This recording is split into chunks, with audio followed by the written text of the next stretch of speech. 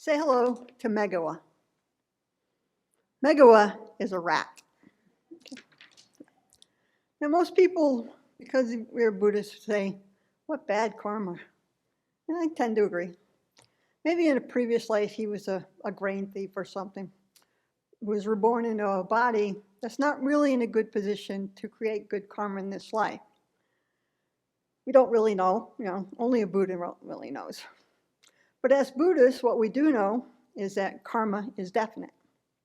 Positive actions bring happy results, and negative actions brings undesirable results.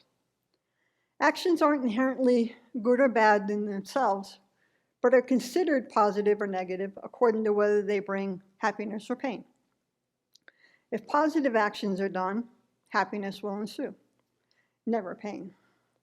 When suffering is experienced, it's caused by negative actions, never positive ones. We know that karma is expandable. A small cause can bring a big result. Helping someone in a small way can result in great happiness, while harming someone slightly can bring years of misery. This means while we may not be able to do great constructive things, it's important to do the small ones, for even a small positive action can bring great beneficial results. So the small things in life are important, as I've been saying all along. If the cause hasn't been created, the result won't be experienced. If we want happiness, we must create the causes for it. Buddhism teaches us that all sentient beings want happiness and want to avoid suffering. But how often do we remember this while we're doing actions during the day and create the causes for our future happiness and not create the causes for our future suffering? We have to actively work for our own and others' happiness so that we can be in a position to help others. And we know that imprints made on the mind stream don't get lost. Yeah, you can mitigate them a little bit by doing prostrations or good deeds and everything, but normally that karma is going to ripen one way or the other. The Dhammapada says, whether it was good or bad, the power of any action, once performed, is never lost. The results arise accordingly. Now, some actions are destructive and undesirable by nature. These include killing, stealing, unwise and unkind sexual behavior, lying, divisive speech, harsh speech, idle talk, covetousness, malicious thoughts, and wrong views. Avoiding these actions is itself positive. Doing the opposite of them, such as saving someone's life, creates good karma, which brings about happiness. This is Karma 101. This is what we all know. So let's take a look at some negative and positive actions. In January of 1997, Princess Diana, just 7 months before her death, walked across a minefield in Angola, to bring attention to the world of the issue of landmines. Her son, Prince Harry, is following in her footsteps.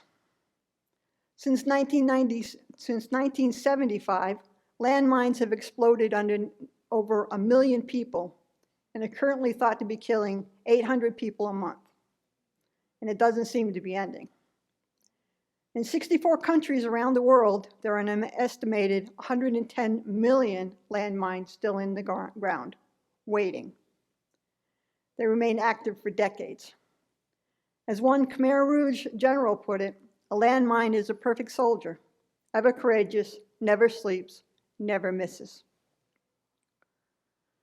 More than 5 million landmines are thought to have been laid in Cambodia during the outing of the Khmer Rouge, and since 1980 and 1989, they've had internal conflicts. Parts of the country are also littered with unexploded ordnance dropped by the United States during the Vietnam War. Since 1979, more than 64,000 people have been injured by landmines and other explosives in Cambodia. And more than 25,000 amputees have been recorded there. That's according to the Halo Trust, the world's largest humanitarian landmine clearance charity. Of all the weapons that have accumulated over the years of war, few are more persistent and more lethal to children than landmines. Hundreds of thousands of children herding animals, planting crops, or just playing have been killed or maimed by these deadly devices. Now, it seems to me that planting landmines is going to create negative karma for you. And the person who orders them to be planted will also be creating negative karma.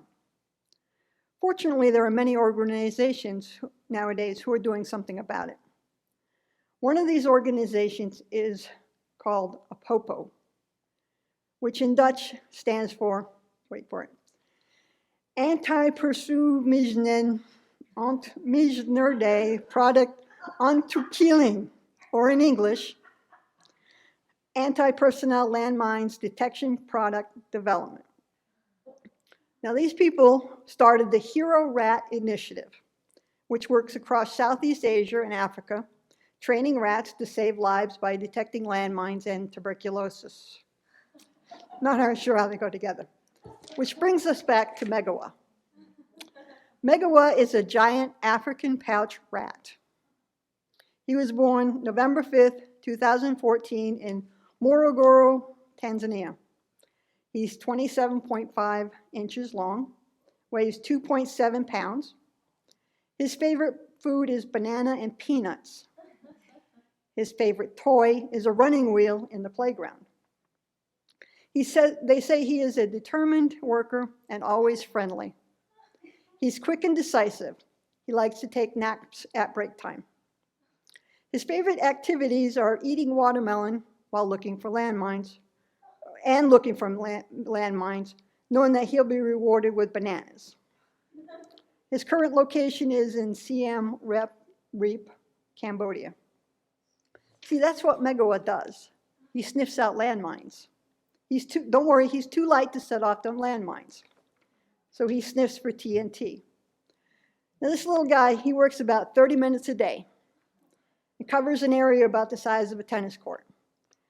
Now, it would take a human 1 to 4 days to cover the same area. And if he does find something, he stops and he starts scratching. And once he's done his little bit, then others can come out and safely remove the ordnance, while Megawa sleeps, eats, and plays the rest of the day. In the last 7 years, Megawa has discovered 39 landmines and 28 items of unexploded ordnance.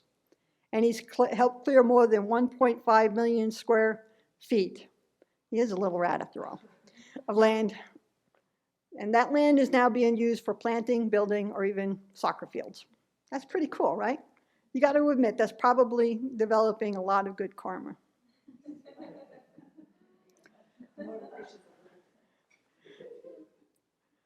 Recently, Megawa was awarded the People's Dispensary for Sick Animals Gold Medal. You can see it. He's wearing the gold medal right here. Okay. Now, this is a United Kingdom charity that has been handing out awards for valor for animal gallantry for 77 years. The PDSA's gold medal is inscribed with the words, "For animal gallantry or devotion to duty." Of the 30 animal recipients of the award, Megawa is the first rat. The group started giving out medals during World War II to recognize animals for gallantry in the face of conflict. Previous honorees have included dogs, pigeons, horses, and a cat. Now, let's think about it. This award might not seem much, but if a human was getting this award, it would be the equivalent of the George Cross. In Britain, the George Cross is the second highest award of the United Kingdom and is awarded for acts of the greatest heroism or for most conspicuous courage in circumstances of great danger. In the United States, it would be the equivalent of the Congressional Medal of Honor, which is awarded for conspicuous gallantry and intrepidity at the risk of life and above and beyond the call of duty. Or the Medal of Valor, which is awarded to public service safety officers who have exhibited exceptional courage regardless of personal safety in an attempt to save or protect others from harm. That's big stuff. What about what humans are doing about the landmine situation? In September 1994, at the United Nations General Assembly, United States President Bill Clinton called for the eventual elimination of anti-personnel mines. Good stuff. In 1997, the Mine Ban Treaty was signed by 121 countries. The United States was not one of them. The Mine Ban Treaty is one of the world's most widely accepted treaties.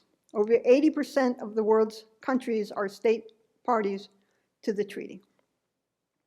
In 2014, the United States under President Barack Obama mostly accepted the terms of the treaty by ceasing to acquire anti-personnel landmines and prohibiting their use outside the Korean Peninsula. In 2020, the United States under President Donald Trump mostly removed restrictions on the use of anti-personnel landmines, authorizing combatant commanders to employ advanced non-persistent landmines. So now you tell me, who's creating the good karma?